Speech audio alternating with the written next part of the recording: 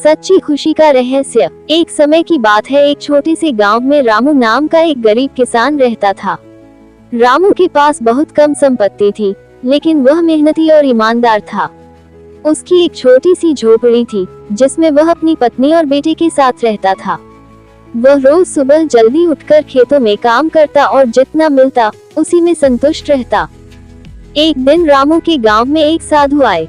गांव के लोग उनके पास जाकर अपनी समस्याएं बताने लगे।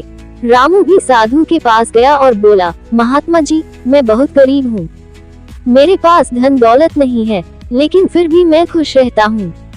पर कभी कभी सोचता हूँ कि अगर मेरे पास ज्यादा पैसा होता तो मैं और भी खुश रहता। कृपया मुझे सच्ची खुशी का रहस्य बताएं। साधु ने मुस्कुराते हुए कहा, कल सुबह सूरज निकलने से पहले तुम नदी के किनारे आना। वहाँ मैं तुम्हें सच्ची खुशी का रहस्य बताऊंगा।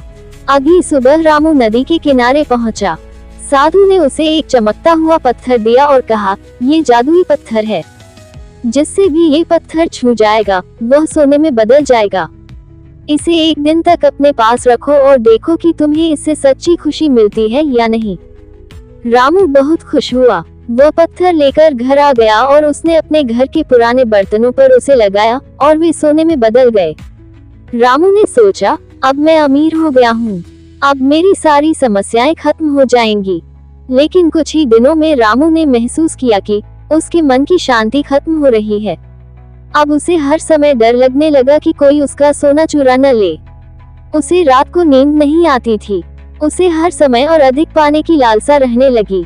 वह अपने दोस्तों और परिवार से भी दूर होता जा रहा था।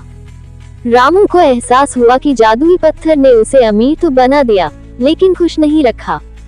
वह साधु के पास वापस गया और बोला, महात्मा जी, अब मैं समझ गया हूँ कि सच्ची खुशी धन में नहीं बल्कि संतोष में है। कृपया ये पत्थर वापस ले लीजिए, मुझे मेरा पुराना जीवन ही लौटा दीजिए।